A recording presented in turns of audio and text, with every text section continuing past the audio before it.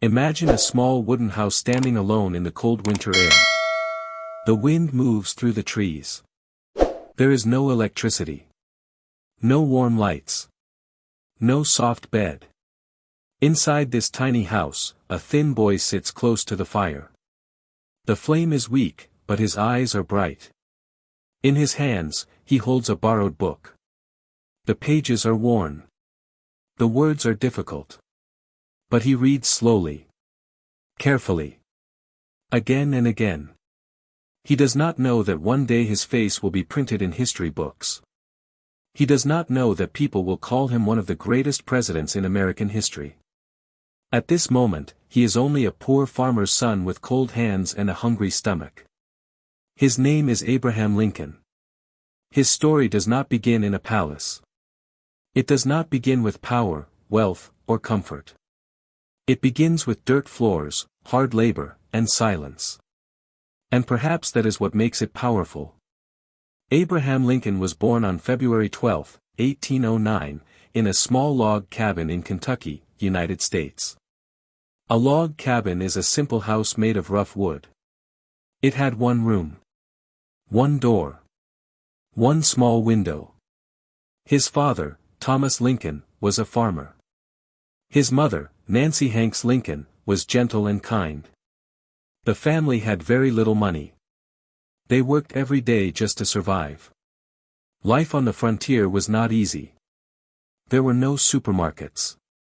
No hospitals nearby. No safe roads. People grew their own food. They built their own homes. They solved their own problems. Abraham learned very early that life required strength. When he was still a child, he helped his father in the fields. He carried water. He chopped wood. He planted crops. His hands became rough before he became a teenager. But inside, something different was growing. He loved to learn. There were very few schools near his home. In fact, Abraham went to school for less than 1 year in total. Think about that for a moment.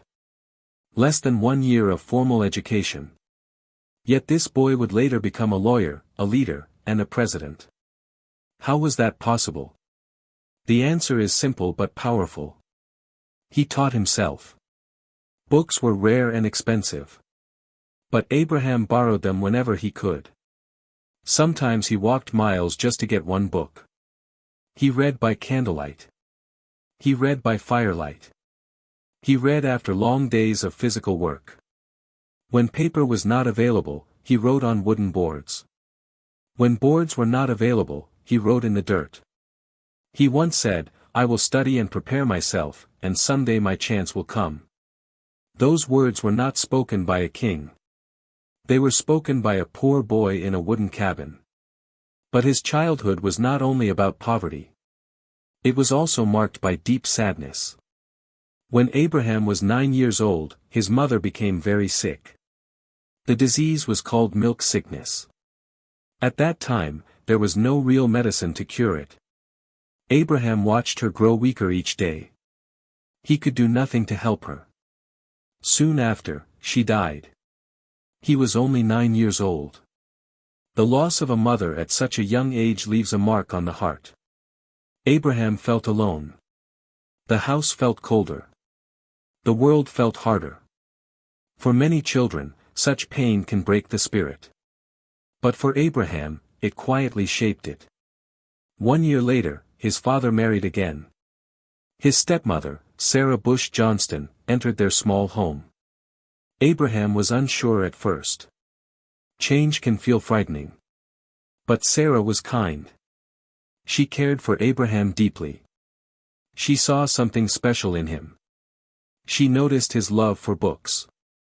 Instead of stopping him from reading, she encouraged him. She protected his time for study. She believed that his mind was a gift. Sometimes, all it takes is one person to believe in you.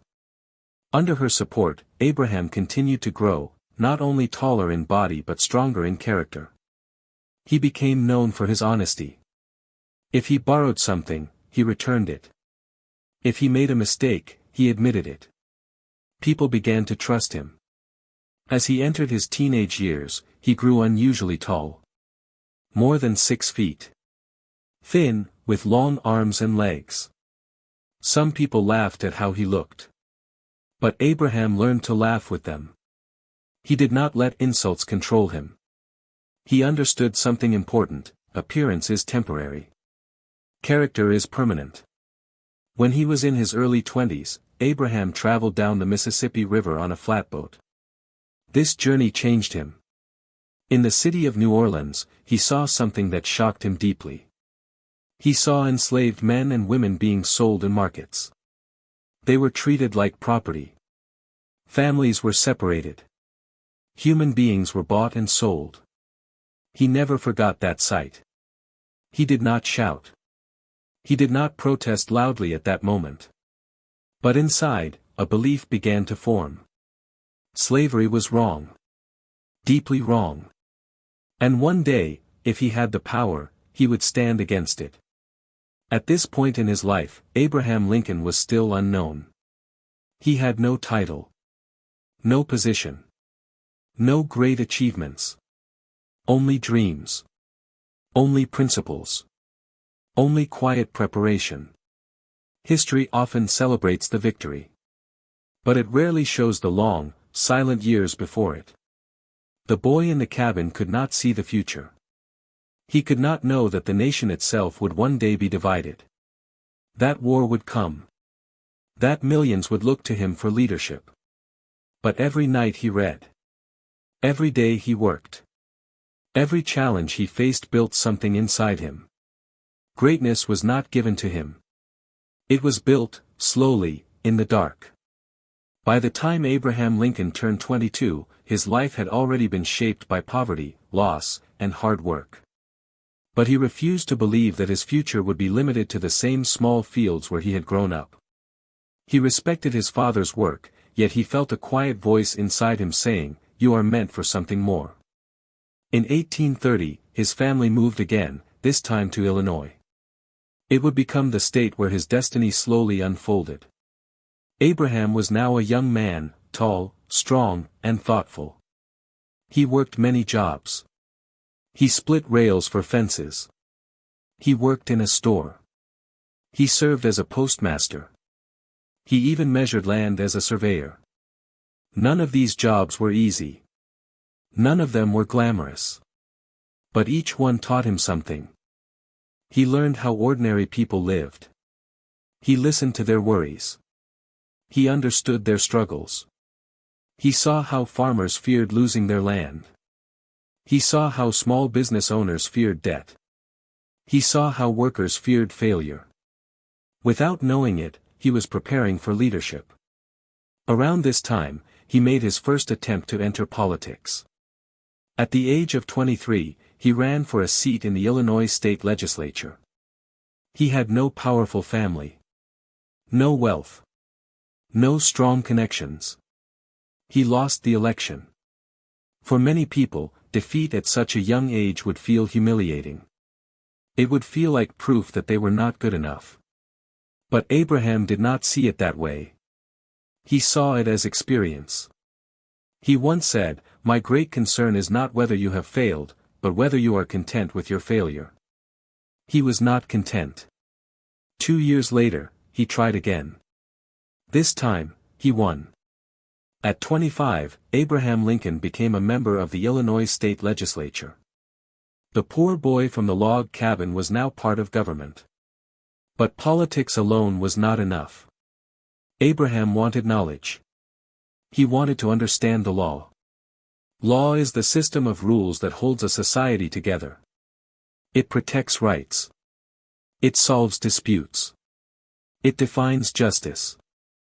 Abraham believed that through law, he could serve people in a deeper way. The problem was simple: he had no money for formal education. So he returned to the method that had shaped his childhood. He taught himself. He borrowed law books. He read them slowly. Carefully. Page by page. He studied at night after long days of work. He asked questions whenever he met experienced lawyers. He trained his mind to think clearly and logically. In 1836, after years of effort, he became a licensed lawyer. This achievement was not dramatic. There were no large celebrations. No newspaper headlines. But it marked an important turning point. He had built a profession through discipline and patience. He had proven that self-education could compete with privilege. As a lawyer in Springfield, Illinois, Abraham developed a strong reputation. People trusted him. He did not take cases simply for money. If he believed a client was wrong, he sometimes refused to defend them. He preferred honesty over profit. In court, he spoke clearly and simply. He avoided complicated language. He told stories to explain legal ideas. Juries listened. Judges respected him. He became known as Honest Abe. But his personal life was not without struggle. In 1842, he married Mary Todd, a woman from a wealthy and educated family. She was intelligent and ambitious. She believed Abraham was destined for greatness. Yet their marriage was not always peaceful. They faced financial stress. They faced emotional tension. They faced the pain of losing children. Out of their 4 sons, only one lived to adulthood.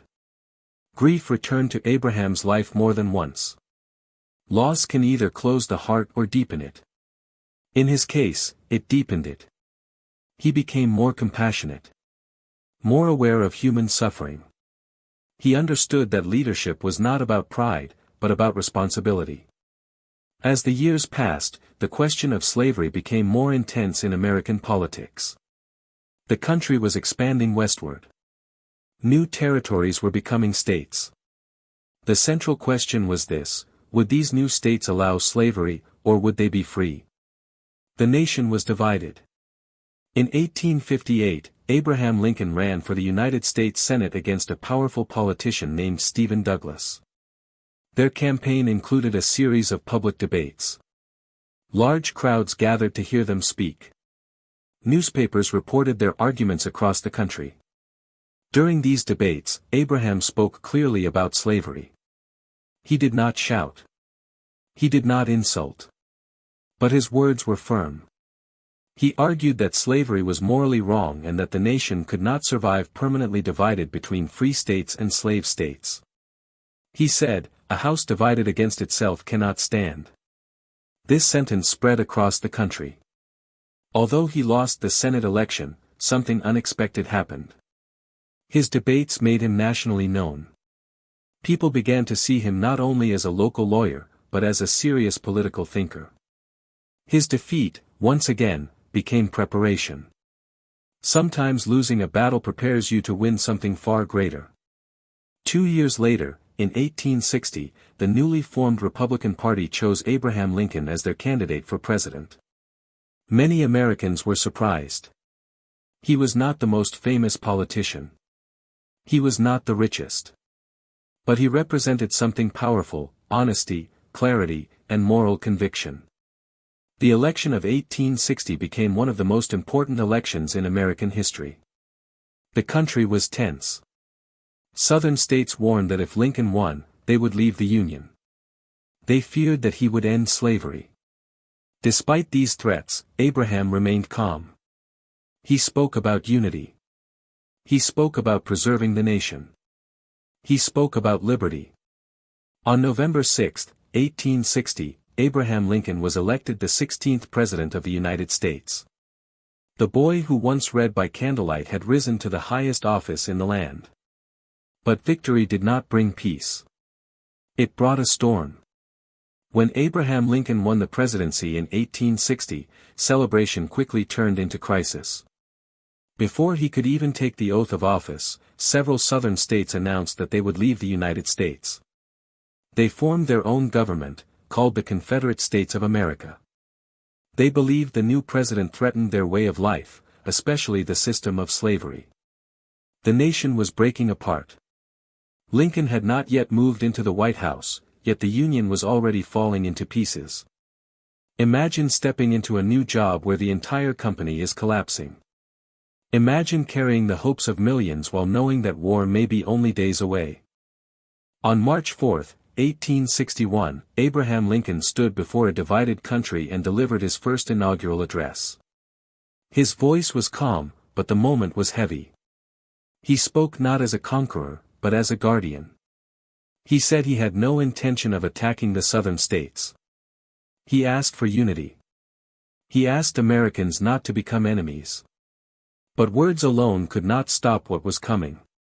In April 1861, Confederate forces attacked Fort Sumter, a Union military fort in South Carolina. The Civil War had begun. A civil war is the most painful kind of conflict. It is not fought against strangers. It is fought against neighbors. Sometimes even against family. Brothers fought on opposite sides. Friends became enemies. Cities were divided. Trust was broken.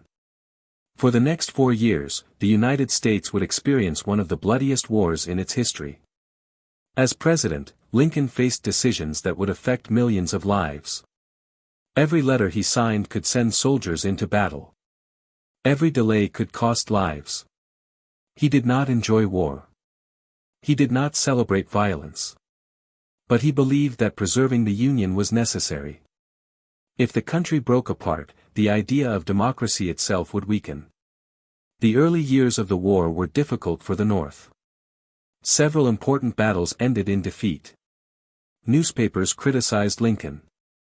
Some politicians called him weak. Others called him too aggressive.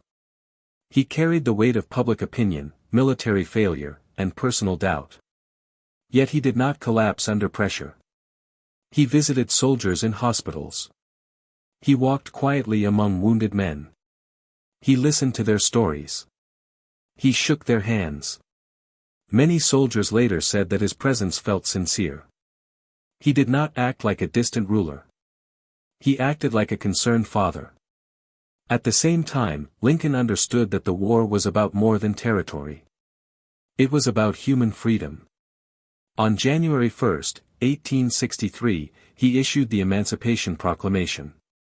This document declared that enslaved people in the Confederate States were free. It did not immediately end slavery everywhere.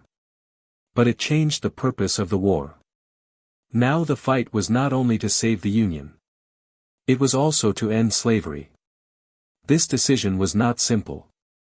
Some advisors warned him that it would make the war harder. Some feared it would anger border states that still allowed slavery. But Lincoln believed that leadership required courage. He once said, "I am naturally anti-slavery. If slavery is not wrong, nothing is wrong." With one signature, he reshaped the moral direction of the nation. The war continued. Battles were fierce. Fields turned into graveyards. Families waited for letters that sometimes never arrived. The number of dead grew into the hundreds of thousands.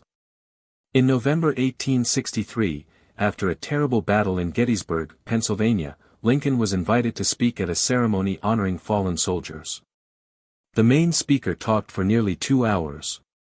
When Lincoln stood up, he spoke for only about 2 minutes. Yet those 2 minutes changed history.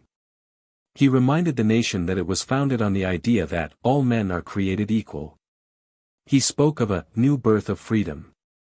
He asked the living to dedicate themselves to unfinished work, so that government, of the people, by the people, for the people, shall not perish from the earth.